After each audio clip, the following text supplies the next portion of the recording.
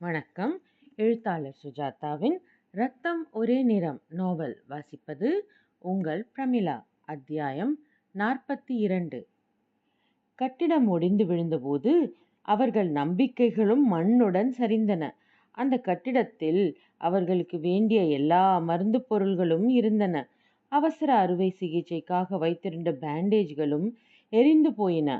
இனி அங்கே 1000 பேருக்கு அடிபட்டால் சிகிச்சை தர ஒரு சிறிய பெட்டியில் 4-5 மருந்து சீசாக்கள் மட்டுமே மிச்சமிருந்தன. இந்திய தரப்பில் அந்த கட்டிடத்தை குறிபார்த்து வீழ்த்திய சுபேதார் ரியாஸ் அலிக்கு நானா 9 பவுண்ட் காசும் ஒரு சால்வையும் பரிசாக அளித்தார். ஆஸ்பத்திரி விழுந்த இந்த சம்பவம்தான் கான்பூரின் திருப்புமுனை. ஏற்கனவே அந்த 4 ஏக்கர் பரப்பு கட்டிடங்கள் செல்லரித்தது போல கருகிப்போன சன்னல்களுடன், அங்குமிங்கும் வினோதமாக சாய்ந்திருந்த உத்தரங்களுடன் மரண பூமியாக காட்சியளித்தது. இப்போது பெண்களுக்கும் குழந்தைகளுக்கும் ஒரே பாதுகாப்பு ட்ரெஞ்சு குழிகள்தான். மண்ணில் தோண்டியுள்ள 1.5 அடி ஆழ குழிகள்தான். தெற்கு மூலையில் கொஞ்சம் பத்திரம் இருந்தது. குவார்ட்டர் கார்டை அடுத்த இருண்ட மூலைகளில் கொஞ்சம் சரண் இருந்தது. கள்ளிப்பெட்டிகளின் மடியிலும் கட்டில்களின் நிழலிலும் கேன்வஸ் துணியால் மண் தரையில் அமைத்த அவசர கூடாரங்களிலும் அந்த சீமாட்டிகள் குளிக்காமல் ரத்தம் கட்டி போய் பேயுலக சனங்கள் எப்போதும் பீரங்கி வெடியை எதிர்பார்த்து கொண்டு, எப்போதும் மரண ஓலத்தையும் எதிர்பார்த்து கொண்டு அழகான ஐரோப்பிய கரங்களால் மண்ணை தோண்டிக்கொண்டு இருந்தார்கள். அவர்கள் நாக்குகள் எப்போதோ சுவைத்த ஷாம்பெயினின் ஞாபகத்தில் இப்போது உலர்ந்து தாகத்தின் எல்லையெல்லாம் கடந்து எச்சில் ஊறினால் கடவுளுக்கு வந்தனம் சொல்கிற அளவுக்கு வறண்டிருந்தார்கள். இந்திய பீரங்கிகள் கொல்லாதவர்களை காலராவும் வெயிலும் கொன்றது. அவர்கள் சுவாசித்த உஷ்ணத்தில் பலருக்கு பைத்தியம் பிடித்தது. இன்று தாக்குதல் ஆரம்பித்து 14வது தினம். இத்தனை நாட்கள் இப்படி உயிர் பிழைத்ததே ஆச்சரியம். தினம் ஒரு தானியம், ஒரு முழுங்கு ரம், இவ்வளவுதான் உணவு. கொஞ்சம் கஞ்சி கிடைத்த போது அதை ஏதோ பொன்னை போல ஒளித்து வைத்து தன் தங்கைகளுக்கு கொடுத்த அமிலியாவை பார்த்து ஆச்சரியமாக இருந்தது எமிலிக்கு. இந்த சந்தர்ப்பத்தில் கூட சுயநலமில்லாது இருக்கும் இந்த இளம் பெண்ணுக்கு இந்த நிகழ்ச்சிகளின் காரணம் எப்படி புரியும்? மெலிதான கவிதை போல் இருக்க வேண்டிய பருவகாலத்தில் எத்தனை ரத்தம்! இப்போது கூட பார்த்தபோதெல்லாம் புன்னகைக்கிறாள். இவ்வளவு மேன்மையான பெண் இந்த இடத்திலிருந்து உயிர் தப்பித்துத்தான் ஆக வேண்டும். இல்லையெனில் உலகத்தில் நியாயம் என்பதற்கே அர்த்தமில்லாது போய்விடும்.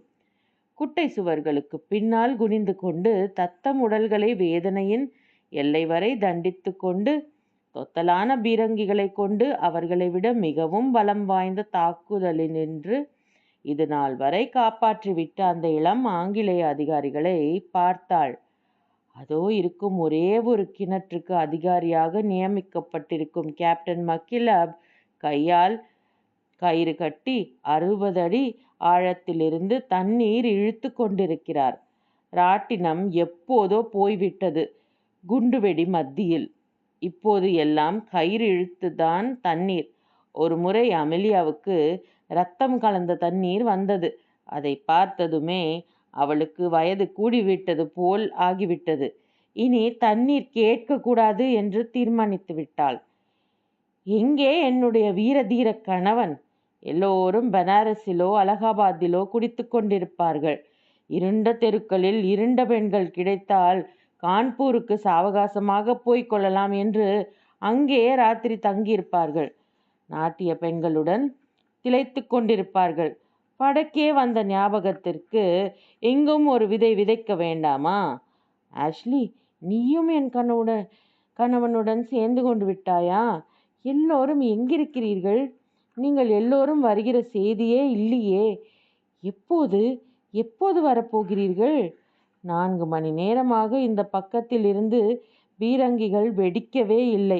குண்டுகள் தீர்ந்து கொண்டிருக்கின்றன. அவைகளை அதிகம் விரயம் செய்ய விருப்பமில்லாமல் அவ்வப்போதுதான் பதில் வீச்சு செய்து கொண்டிருந்தார்கள். எல்லாமே குறைந்து கொண்டிருக்கிறது. குண்டுகள், உணவுப் பொருட்கள், மனிதர்கள். இந்த ஒரு வாரத்தில் ஆர்ட்டிலரியை சேர்ந்த 60 பேர் இறந்து விட்டார்கள். இப்போது பீரங்கிகளை செலுத்துபவர்கள் பாதி பேர் அதில் பயிற்சி இல்லாதவர்கள், அவசரமாக பயிற்சி அளிக்கப்பட்டவர்கள். பீரங்கிகளும் பரிதாப நிலையில் இருந்தன. ஹவுவிட்சர் அதன் வண்டியிலிருந்து கழன்றிருந்தது. எதிரியின் பீரங்கி பட்டு பல பழுதடைந்திருந்தன. சிலவற்றிற்கு மூக்கு பெயர்ந்திருந்தது. அதற்குள் மருந்து கெட்டிக்க பெண்கள் தத்தம் கால்களில் அணிந்திருந்த ஸ்டாக்கிங்குகளை மனமுவந்து அளித்தனர். மருந்தை சேகரிக்க பழைய ஏற்பாட்டின் பக்கங்களை தயக்கமில்லாமல் உபயோகித்தார்கள். கையில் கிடைத்த எதையும் எந்த விதத்திலும் பயன்படுத்தினார்கள். லெப்டினன்ட் டெல்ஃபேஸ் என்ன ஆனாலும் ஆகட்டும் என்று 9 பவுண்டு பீரங்கியில் 3 6 பவுண்டு குண்டுகளை கெட்டித்து வைத்தார். பீரங்கி அதிர்ந்து ஏறக்குறைய ஒடிந்து விட்டது. இருந்தும் எதிர்த்தரப்பில் அந்த குண்டு அதிக நாசம் விளைவித்திருக்க வேண்டும். கொஞ்ச நேரம் அங்கே நிலவிய மௌனத்திலிருந்து தெரிந்தது. என்ட்ரென்ச்மெண்டில் மாலை பரவ வானத்தில் செம்பழுப்பில் புழுதி படலம் பரவியிருந்தது. எங்கும் வெடிமருந்தின் சால்பீட்டர் வாசனை. எமிலி பேரக் சுவர்களில் கிறுக்கியிருந்த செய்திகளை பார்த்தாள். ஜூன் 4 துடையில் குண்டு பட்டுவிட்டது. ஜூன் 6 மறுபடி காலில் குண்டு. இன்னும் உயிருடன் இருக்கிறேன். மற்றொரு சுவரில், கடவுளே, இது ஜெருசலேம் ஆக்கிரமிப்பை விட கொடுமையானது. என்றைக்கு எங்களை காப்பாற்றப் போகிறீர்கள்? மற்றொரு இடத்தில், இந்த இடத்தில்தான் ஒரு குண்டு வீலரை தாக்கியது. அவன் மூளையும் ரோமங்களும் இங்கு சிதறியிருக்கின்றன.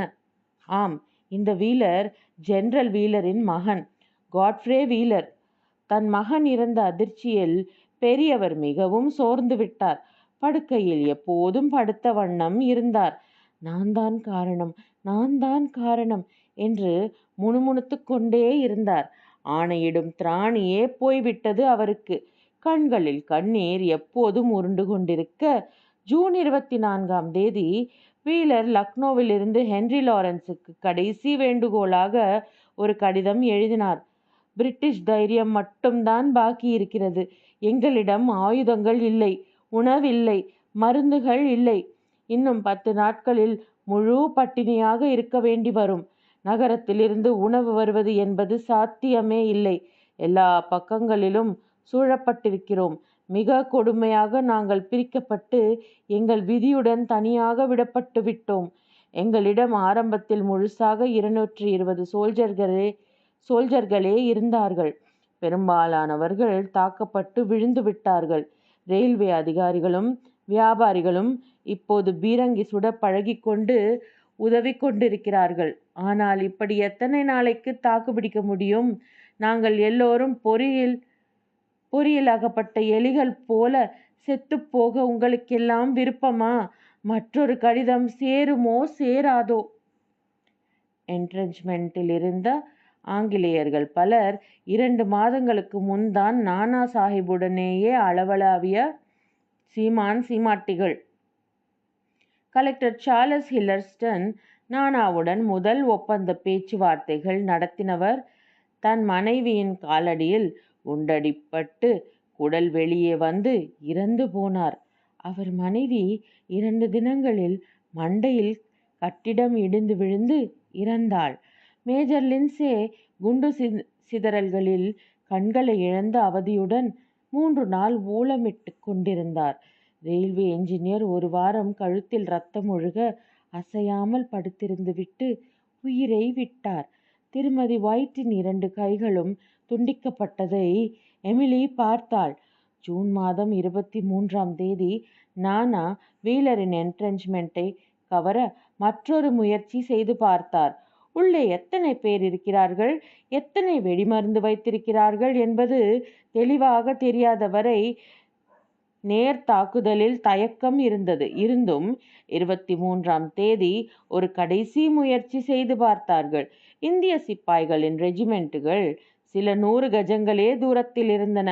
ஒரு முகமாக வடமேற்கு கேவல்ரி குதிரைகளும் கீழே சிவப்பு சட்டைகள் பளபளக்க ஆயிரக்கணக்கான இன்ஃபென்ட்ரி சிப்பாய்களும் தாக்க முற்பட்ட போது மிக மிக சுலபமாக வீலரின் பாதுகாப்பை தகர்த்து உள்ளே நுழைந்திருக்கலாம்.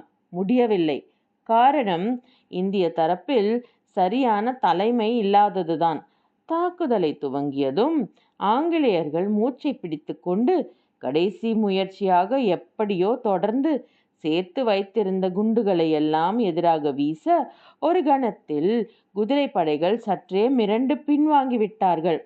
தலைமை சரியில்லாததால் அவர்களை திரும்ப அழைப்பது கடினமாகிவிட்டது.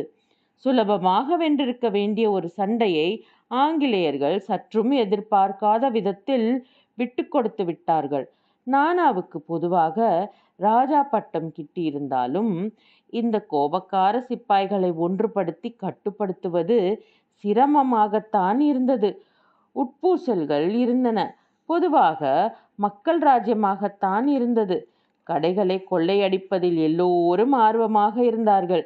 ஒழுங்கில்லாமல் இருந்தது. வெள்ளைக்காரன் லேசில் விடமாட்டேன் என்கிறான். எப்படியாவது அவர்களை சரணடைய வைத்துவிட வேண்டும். நமக்கு அவனிடத்தில் பயம் இருப்பது போல் அவனுக்கும் நம்மிடம் இருக்கும் அல்லவா? நானா தீர்மானித்து வீலருக்கு ஒரு செய்தி அனுப்பி வைக்க தீர்மானித்து விட்டார். கான்பூர் தாக்குதல் துவங்கி 19ஆம் நாள் எந்தவித உதவியும் வராத கடைநிலையில் இருந்த வீலர் ஒரு பெண் ஒரு வெள்ளை கொடியை பிடித்து கொண்டு தம்மை நோக்கி நடந்து வருவதை பார்த்தார். இத்துடன் 42வது அத்தியாயம் நிறைவடைகிறது. நாளை 43வது அத்தியாயத்தில் சந்திப்போம். வணக்கம்.